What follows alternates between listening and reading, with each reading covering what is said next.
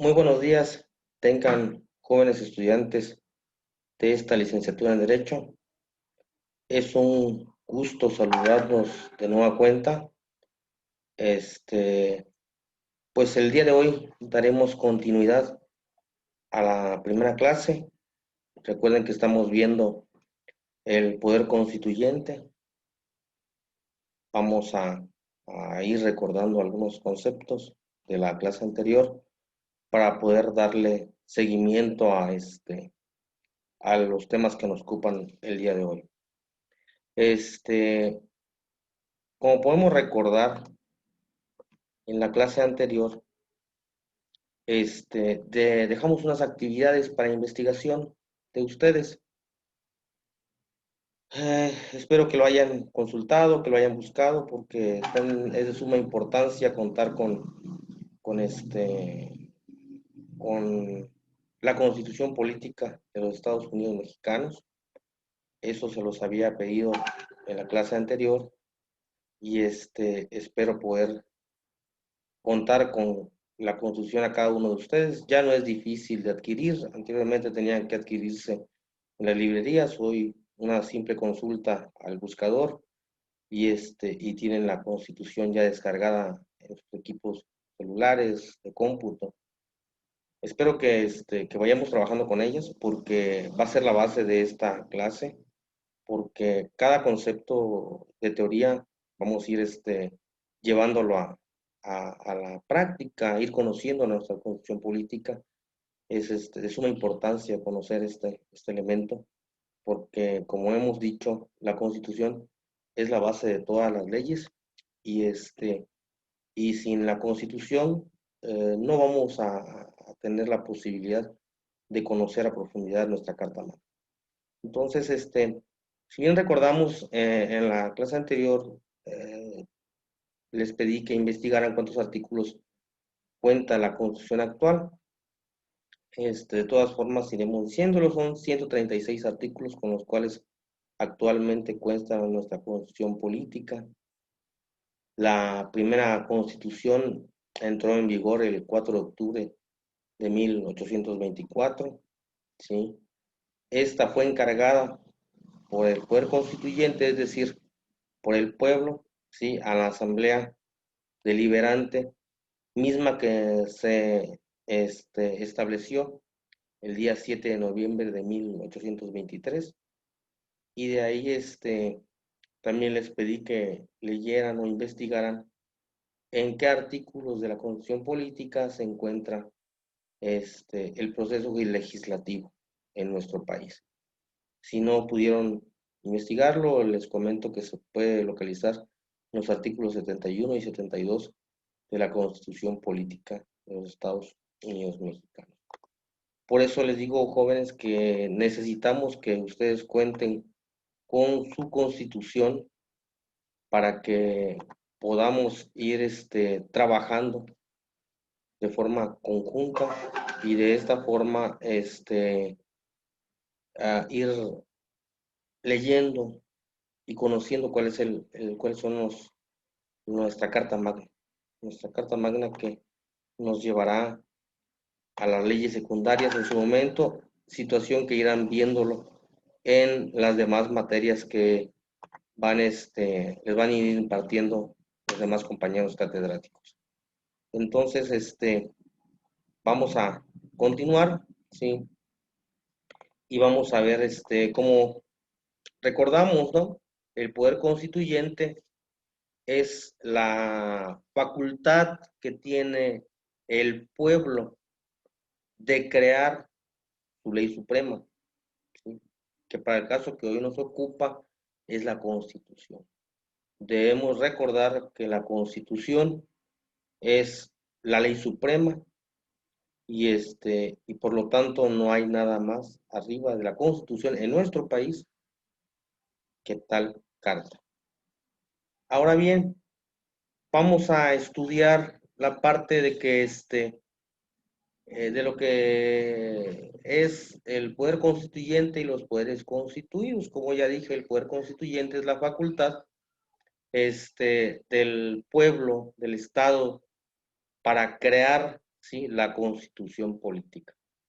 Ahora bien, los poderes constituidos son también esa fuerza, pero son creadas, los poderes constituidos son creados por el poder constituyente y la misión que tienen estos poderes constituidos es implementar la estructura del Estado, teniendo como base el diseño contenido en la Constitución política.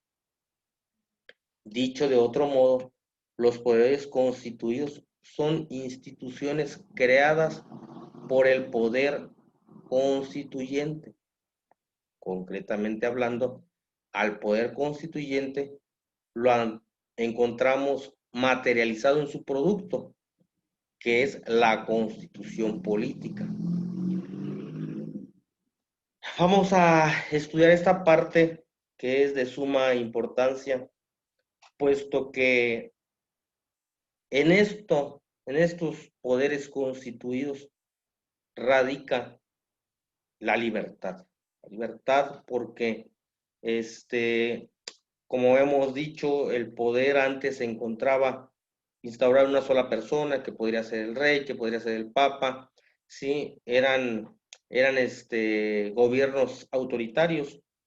Entonces, se hace la necesidad de que dicho poder sea transferido al pueblo y que el pueblo sea quien en su momento, ¿sí?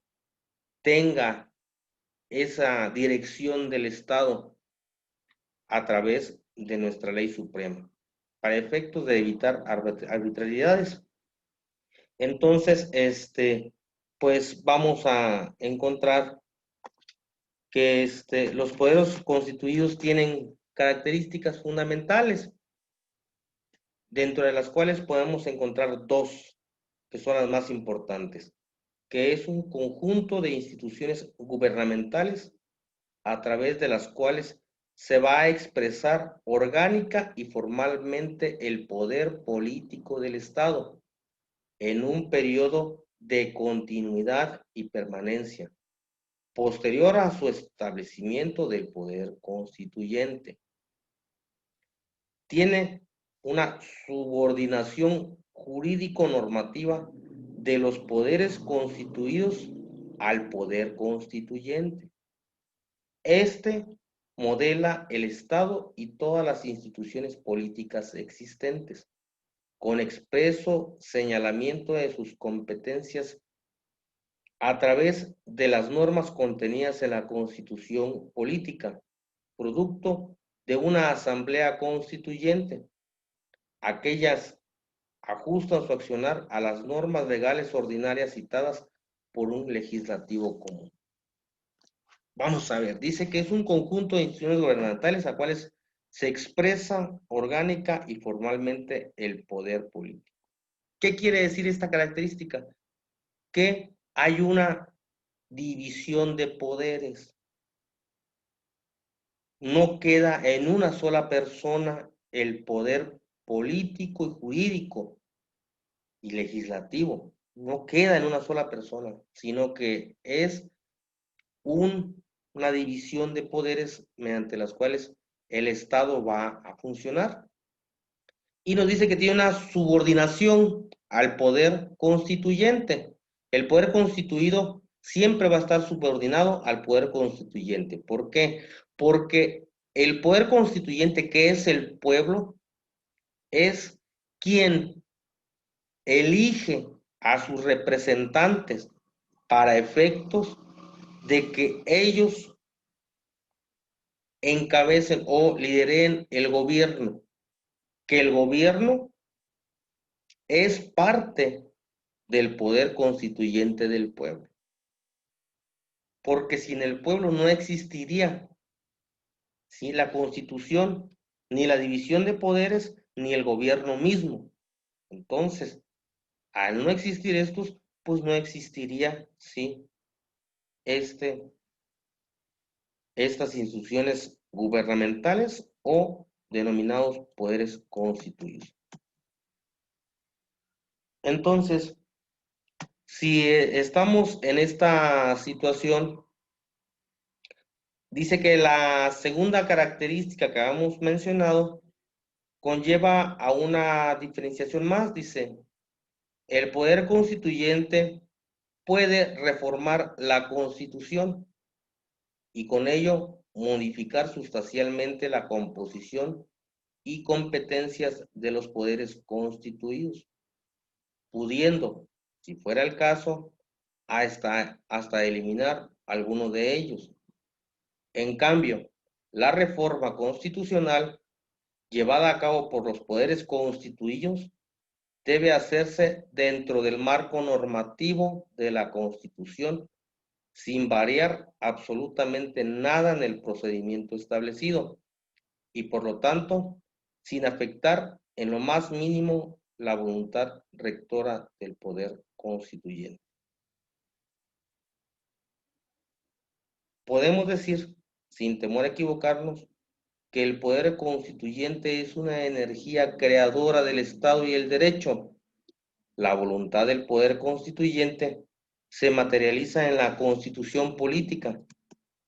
Los encargados de ejecutar la voluntad del poder constituyente son los poderes constituidos. Como les he dicho, los poderes constituidos van a depender del poder constituyente.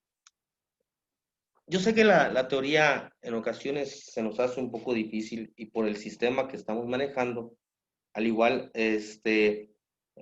quisiéramos ver un poco más de práctica y decir, pues queremos aprender más de derecho. Pues ese es el derecho mismo, porque la Constitución es la base de toda legislación secundaria. Entonces vamos a ir, eh, eh, vamos a ir, vamos a ir ya interactuando con nuestra Constitución Política de los Estados Unidos Mexicanos, que es la herramienta básica para esta materia. Y por lo tanto les pido que tengamos esta Constitución a la mano para poder ir entendiendo de lo que estamos hablando y traducir la teoría a la práctica, ¿sí? Los poderes constituidos no son más que el poder mismo, pero dividido en partes para que cada parte realice una actividad específica y que no se pueda realizar un autoritarismo sobre el pueblo. Podemos decir que en nuestro país, ¿sí?, los poderes constituidos se dividen en tres, o le podemos llamar también poderes de la Unión. Estos tres poderes son el poder ejecutivo, el poder legislativo y el poder judicial. Esta división de poderes la podemos encontrar en el artículo 49 de la Constitución Política de los Estados Unidos Mexicanos, que a la letra dice: el supremo poder de la Federación se divide para su ejercicio en legislativo, ejecutivo y judicial. No podrán reunirse dos o más de estos poderes en una sola persona o corporación, ni depositarse el legislativo en un individuo. ¿Qué quiere decir esto? Aquí estamos encontrando ya prácticamente la ruptura con el absolutismo, ¿sí? Porque divide los tres poderes, que es el poder de gobernar, que lo encontramos en el Ejecutivo, el poder de legislar o de hacer leyes, que lo encontramos en el Poder Legislativo, y el Poder Judicial en distintas personas o grupos de personas, y digo grupos porque ahorita explicaremos esa parte. Antes, estos tres poderes lo encontrábamos en una sola persona, ¿sí? Era el que gobernaba, era el que hacía leyes y era el que juzgaba, el que hacía la aplicación de la ley. Como habíamos visto en épocas anteriores, el absolutismo daba lugar a violaciones a los derechos humanos inconcebibles. Por lo tanto, mediante diversos actos de luchas, como son revoluciones, se logró quitar estos poderes al absolutismo y por lo tanto se dividió en poder ejecutivo, legislativo y judicial. El poder legislativo de los Estados Unidos mexicanos se deposita en un Congreso General que se divide en dos cámaras, una de diputados y otra de senadores. Lo podemos ver y encontrar en el artículo 50 de nuestra Constitución Política de los Estados Unidos Mexicanos. El poder legislativo, como les había dicho, sí, es aquel que se va a encargar de hacer las leyes. Son nuestros representantes, ¿sí? En el Congreso. Ellos van a representar la voz popular y esta se va a dividir en una Cámara de Diputados y tres senadores. Ojo, jóvenes, necesitamos estudiar muy bien el proceso legislativo establecidos en el artículo 71 y 72 de la Constitución. Esto, de nueva cuenta, se los dejo como una actividad para la próxima clase. De hecho, les voy a pedir desde este momento que necesito que me hagan un resumen del proceso legislativo basado en el artículo 71, 72 de la Constitución Política de los Estados Unidos Mexicanos. Como ya bien dije en la primera clase, los trabajos también serán parte de un porcentaje, o será el porcentaje para nuestras calificaciones. Y sobre todo, debemos de verlo como una forma de aprender. De nueva cuenta, en nuestra localidad van a iniciar procesos electorales y debemos conocer, debemos saber cómo se conforma una ley, por qué existen partidos políticos, y eso lo vamos a encontrar en los artículos que ahorita estamos mencionando. Por eso les digo que estamos trasladando la teoría hacia la práctica. Les pido de favor que estudiemos bien esos artículos porque también serán materia de evaluación. Pasamos con el Poder Ejecutivo. El Poder Ejecutivo dice que se deposita en un solo individuo que se denominará presidente de los Estados Unidos Mexicanos. En este poder, sí, únicamente está depositado sobre una persona. Y como ya lo dije, es el presidente de la República. Es el único poder que está representado por una sola persona. Y podemos ver esta parte en el artículo 80 de la Constitución Política de los Estados Unidos Mexicanos. Y por último encontramos el Poder Judicial.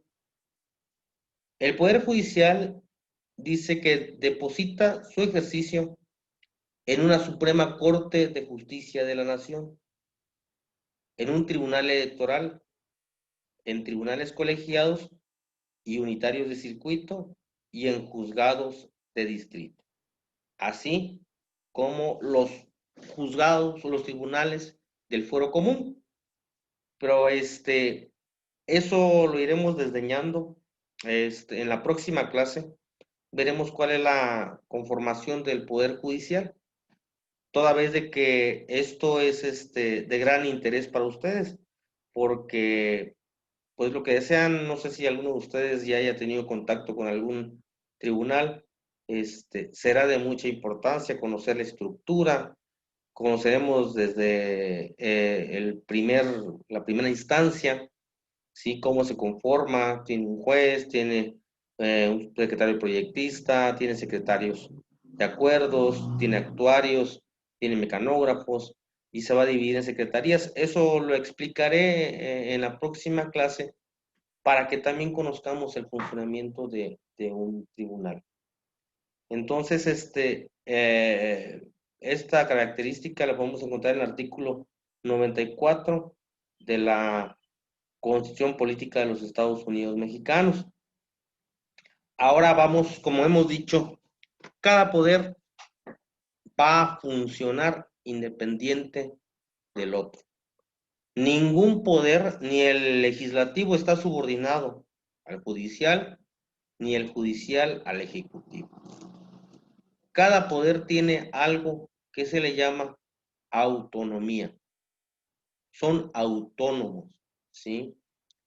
Esta parte la podemos encontrar en su artículo 116 de nuestra Constitución, que dice, el poder público de los estados se dividirá para su ejercicio en ejecutivo, legislativo y judicial, y no podrán reunirse dos o más de estos poderes en una sola persona o corporación, ni depositarse el legislativo en un solo individuo. Aquí de nueva cuenta nos vuelve a hacer referencia y énfasis en la división de poderes, pero también si leemos con detenimiento el artículo 116 en sus nuevas fracciones, encontraremos que reconoce la autonomía de cada uno de estos poderes y les establece las facultades y obligaciones que tiene cada uno de ellos. Las características de cada uno de los poderes las desdeñaremos en la clase posterior, pero debemos de ir analizando esta parte. Por lo tanto, les pido, jóvenes, que leamos para entender el poder legislativo, debemos de leer desde el artículo 50 al 70 de la Constitución Política. Para entender el poder ejecutivo, debemos de estudiar del artículo 80 al 93 y para entender al poder judicial, debemos de leer del artículo 94 al 104 de nuestra Constitución Política. Entonces, jóvenes, ya tienen algo de trabajo que realizar para la próxima sesión, que será de gran utilidad para ustedes. Y de nueva cuenta, estamos teniendo quizás algunos problemas de comunicación en el grupo de WhatsApp, pero les pido que se comuniquen con el suscrito para poder tener las dudas en cuenta e ir disipándolas, ir trabajando de forma conjunta. Esto es un trabajo conjunto, vamos a aprender, vamos a retroalimentarnos ambas partes, del suscrito hacia ustedes y ustedes hacia mí, y vamos a darle la mayor la mayor celeridad a esta clase, que sea más digerible, lo más rica posible para que podamos aprovecharlos. Después de haber conocido, sí, las características, los tres poderes, que en este caso son los poderes constituidos, vamos a estudiar los límites del poder constituyente. Dice que el poder constituyente se ubica más allá de la esfera jurídica. Su existencia es anterior y superior al Estado y al derecho. Entonces, sí, el poder constituyente nace antes que la norma misma, que la Constitución. Por lo tanto, es un poder superior a la Constitución. Entonces, este poder dice que puede tener límites formales y materiales.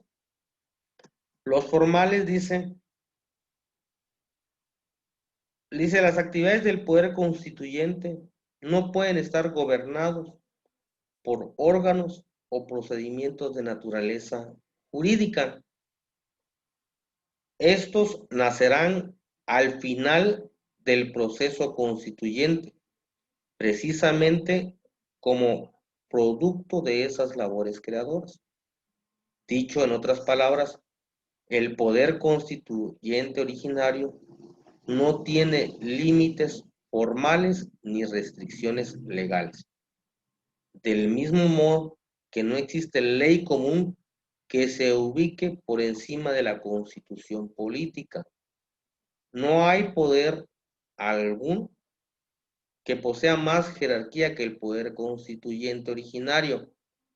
Si se admitiera lo contrario, desaparecería el constitucionalismo, la constitucionalidad y el sistema democrático no tendría sustento. Estamos hablando de los límites formales del poder constituyente y a resumidas cuentas dice que no existe ningún límite formal ni restricción legal. ¿Por qué? Porque el poder constituyente es un poder natural de los seres al momento de reunirse, ¿sí? La norma es posterior a la ejecución de ese poder natural. Por lo tanto, formalmente no tiene ningún límite. Sin embargo, sí tiene límites materiales, como son, por ejemplo, los fácticos, ideológicos y axiológicos. Los límites fácticos son el conjunto de factores sociales, políticos, económicos, religiosos, que forman el entorno de los sujetos que ejercen el poder constituyente originario. Son ejemplos de este tipo, entre otros, la estructura económica de la sociedad, el nivel de desarrollo de las fuerzas productivas, la interacción de las clases sociales, la presión de los grupos de poder, la influencia de los medios masivos de comunicación, expectativas de líderes, entre otras. Estos factores crean las necesidades sociales y estas necesidades exigen determinada forma de instituciones político-jurídicas apropiadas para su satisfacción. El texto constitucional deberá de contener tales instituciones y no otras, si en verdad quiere ser la carta fundamental del país. De lo contrario, será como lo dijeron hace muchos años el jurista alemán Fernando Lasalle, un simple conjunto de papeles mojados con tinta. Entonces, un límite fáctico es, por ejemplo, ¿qué se necesita en un país? Pues el respeto a las garantías individuales. En nuestra Constitución se encuentran esas garantías individuales. De muchos de los artículos, en su parte dogmática, en su parte orgánica, vamos a conocer las garantías de los individuos. Entonces, si en la Constitución no se encontrara regulado la protección a las garantías individuales de cada persona, entonces no tendría razón de ser, puesto que ¿qué es lo que necesita un país? Derecho a la educación, derecho a la salud, derecho al trabajo, derecho a la libertad de culto, garantías irrestrictas al debido proceso. Esas partes conforman nuestra Constitución, la que tenemos actualmente, están dentro de la misma. Pero si hicieran falta, habría violaciones a las garantías individuales, a los derechos humanos, habría violaciones al debido proceso. Entonces, sería una Constitución incompleta y por lo tanto, pues no le serviría al pueblo, puesto que seguirían ellos necesitando que en esa Constitución se establecían las garantías individuales y de seguridad jurídica. Por lo tanto, dice que un límite no puede carecer de estas necesidades que el mismo pueblo, es decir, aquí yo mencioné varios ejemplos de grupos, pero en su conjunto forman el pueblo. Y si el pueblo carece de estos elementos que ellos necesitan, la Constitución no tiene razón de ser. Tenemos también límites ideológicos. Son los conceptos, teorías, opiniones y creencias que integran determinada concepción filosófica acerca de la naturaleza, la sociedad y el pensamiento. Esta sirve para orientar el accionar de las personas, las colectividades y las instituciones. Por ejemplo, todos, o cuando menos la mayor parte de los habitantes de un país, aspira a alcanzar el progreso social gradualmente, sobre la base de su esforzado trabajo futurista. Todos sabemos que la sociedad avanza de lo simple a lo complejo, de lo inferior a lo superior. Por eso mismo, sería absurdo aprobar una constitución que reinstaure el imperio de los incas o reimplante el colonialismo español. ¿Qué quiere decir esto? ¿Sí? Que hay corrientes aún, supongamos, sí, pues vamos a hablar un poco de historia, sí, los conservadores, sí, en su momento los conservadores deseaban que continuase, sí, el imperio español en nuestro país, pero en nuestra constitución, sí, de 1824, rompe ese esquema total. La necesidad del pueblo era tener un gobierno distinto al del imperio, que existiera una división de poderes para poder garantizar el respeto a los derechos humanos. Entonces, si, si alguien como los conservadores hubiese mantenido esa postura de sostener el imperio español en nuestro país, pues obviamente iba a contravenir las ideas plasmadas en nuestra primera constitución política. Por lo tanto, tiene ese límite ideológico. Límites axiológicos son el conjunto de acciones, reacciones, conductas y actitudes éticas consideradas como valiosas para la sociedad. Se les conoce como valores y están orientados al logro de fines y objetivos concretamente determinados. Sus opuestos son los antivalores, que por su contenido contrario a los nobles fines sociales son repugnados por la comunidad. Nadie aprobaría, por ejemplo, una constitución que legalizara la trata de blancas, el comercio ilícito de estupefacientes, el homicidio. Entonces, como podemos ver, debe de existir una congruencia lógico-jurídica entre la Constitución y lo que es bueno y es malo.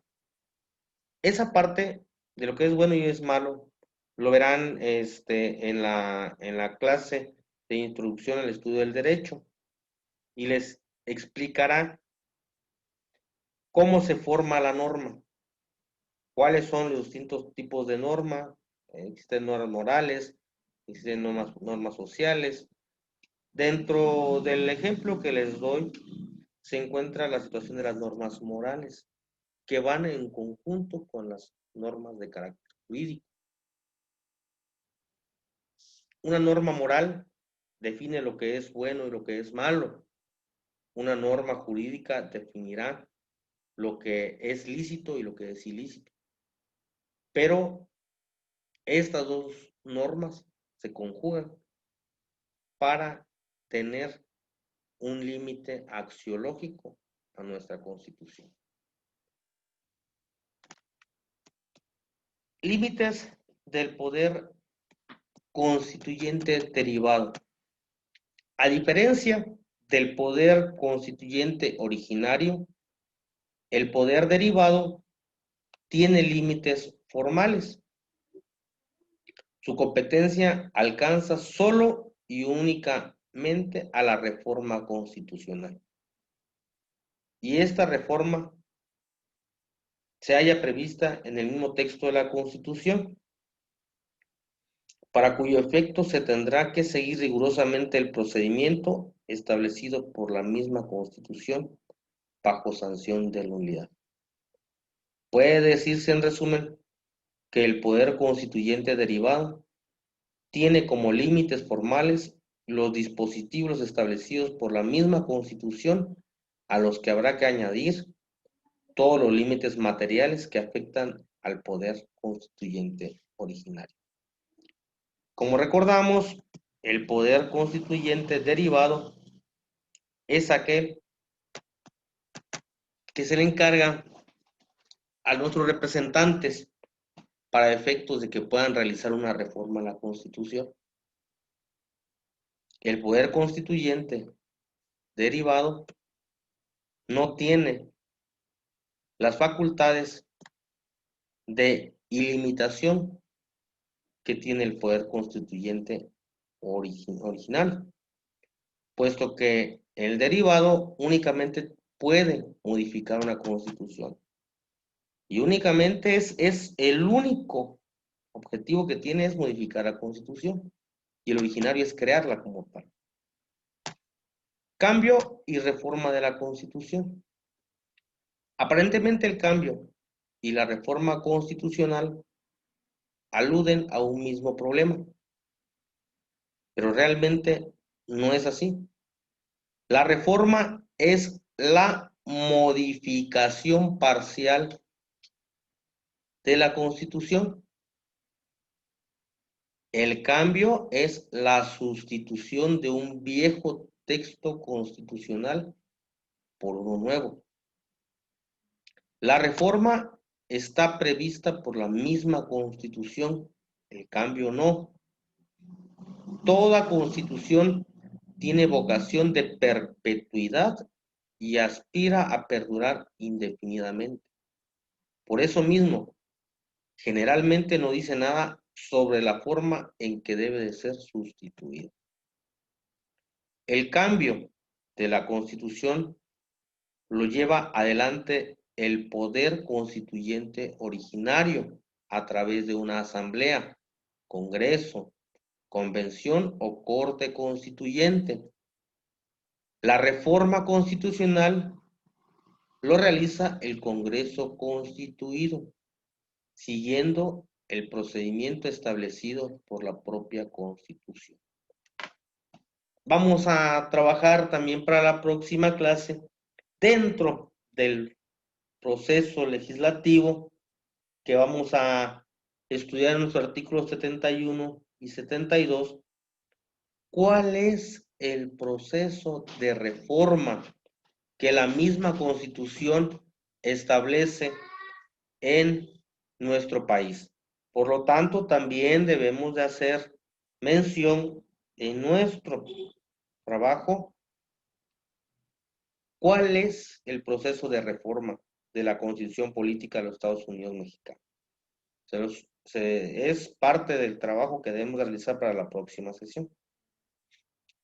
Dice, el cambio se realiza mediante procedimientos extraconstitucionales, pues como lo repetimos, todo texto constitucional pretende regir perpetuamente la vida del Estado.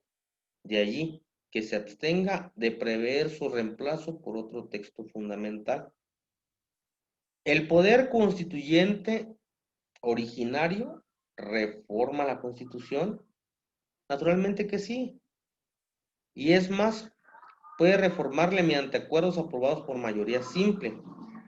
Pues ya lo dijimos, no tiene más límites legales o formales para la realización de sus actividades legislativas extraordinarias.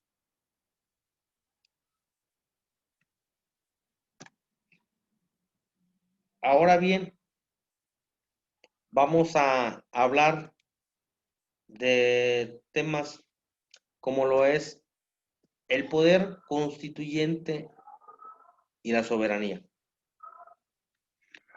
Nos dice que la soberanía es el poder supremo del Estado, en virtud del cual esta formación social, jurídica y política no se somete ni reconoce otro poder superior a su propia capacidad de ser y actuar por sí mismo y en forma autónoma. La soberanía la podemos encontrar plasmada en los artículos 39, 40 y 41 de nuestra Constitución Política de los Estados Unidos Mexicanos, que nos establecen que la soberanía nacional reside esencial y originalmente en el pueblo. Todo poder público dimana del pueblo y se instituye para beneficio de éste. El pueblo tiene en todo tiempo el inalienable derecho a alterar o modificar la forma de su gobierno. Es voluntad del pueblo mexicano constituirse en una república representativa, democrática, laica y federal, compuesta por estados libres y soberanos en todo lo concerniente a su régimen interior, y por la Ciudad de México, unidos en una federación establecida según los principios de esta ley fundamental. El pueblo ejerce su soberanía por medio de los poderes de la Unión, en los casos de la competencia de estos y por la de los estados y la Ciudad de México en lo que toca a sus regímenes interiores, en los términos respectivamente establecidos por la presente Constitución Federal y las particulares de cada estado, las que en ningún caso podrán contravenir las estipulaciones del Pacto Federal. Como podemos ver, la soberanía es la declaración establecida en la Constitución del pueblo mexicano de constituirse como una república, no como una monarquía, no como una oligarquía, sino en una república representativa, democrática, laica y federal. Esta declaración de soberanía la podemos encontrar en el Acta de Independencia del Imperio Mexicano, pronunciada por su Junta Soberana el día 28 de septiembre de 1821. Es un acta que les pido, jóvenes, que la lean. Las voy a subir conjuntamente con el material de estudios que estamos siguiendo. Y es muy, muy, muy linda. Es una carta en la cual México se declara independiente de la antigua España. En una de las partes de esta acta de independencia dice: por medio de la Junta Suprema del Imperio, declara que es nación soberana e independiente de la antigua España. Es el logro de independencia, pues vamos a verlo reflejado en pocos días, en una conmemoración más de nuestra independencia de México. A partir de ahí, México es libre. A partir de ahí empezamos nosotros con la división de poderes e instaurar nuestro propio gobierno. Es necesario que leamos esta acta de independencia, conozcamos también los textos históricos que han dado origen a nuestras libertades como las conocemos hoy en día, y sobre todo, esta acta de independencia da lugar para que se pueda dar creación a la constitución política que hoy nos rige. Pues bueno, jóvenes, por esta sesión vamos a dejarlo en esta parte.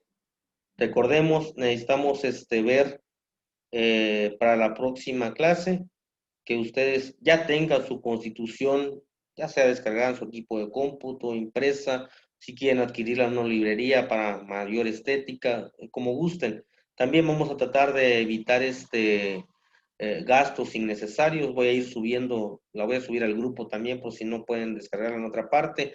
Voy a subirles también el acta de independencia, vamos a subirle también los textos con los cuales estamos trabajando. Pero sobre todo, recuerden, necesitamos saber cuáles son las atribuciones y obligaciones del poder ejecutivo, legislativo y judicial. Vamos a encontrar las atribuciones del poder legislativo desde su artículo 49 al 70, del poder ejecutivo del 80 al 93 y el poder judicial del 94 al 104. Asimismo, también debemos de estudiar dentro de este proceso legislativo, en el artículo 71, 72 y demás relativos, ¿sí? El proceso de reforma constitucional.